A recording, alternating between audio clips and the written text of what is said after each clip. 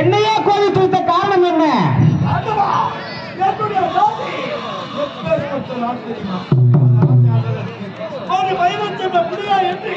இந்த நாட்களாக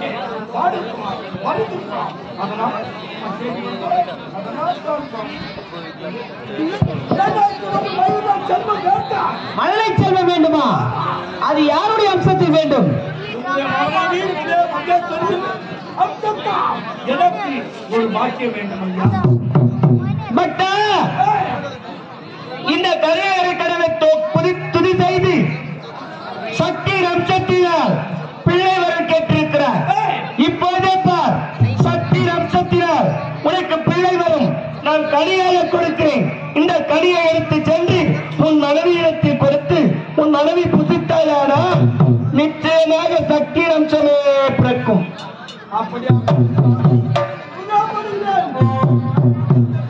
அது மட்டும் கிடையாது, இந்த ரகசியம் உனக்கும் எனக்கும் உன் மனைவிக்கு மட்டும்தான் தெரிய வேண்டும். மற்ற எவருக்குமே தெரியக்கூடாது.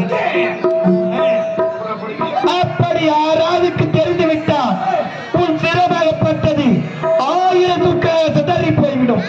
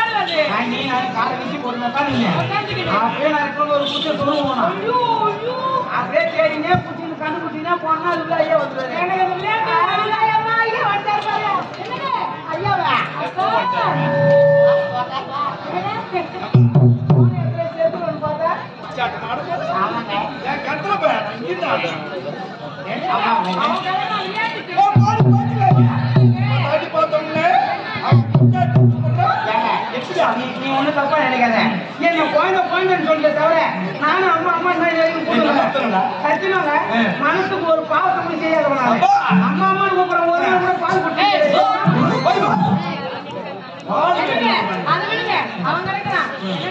சென்ற காரியம் காயா பழமா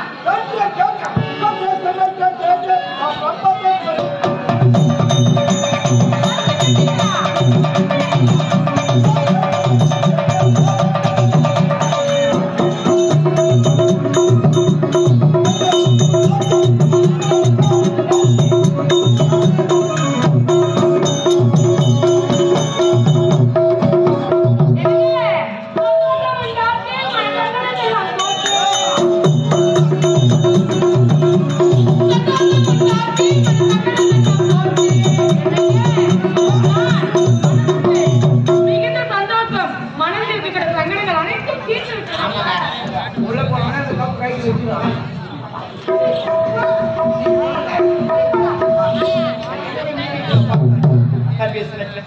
கனி கொடுத்தா இந்த கை என்ன செய்யணும் தெரியுமா? நீண்ட வளைச்சு சாப்பிட வேண்டும்.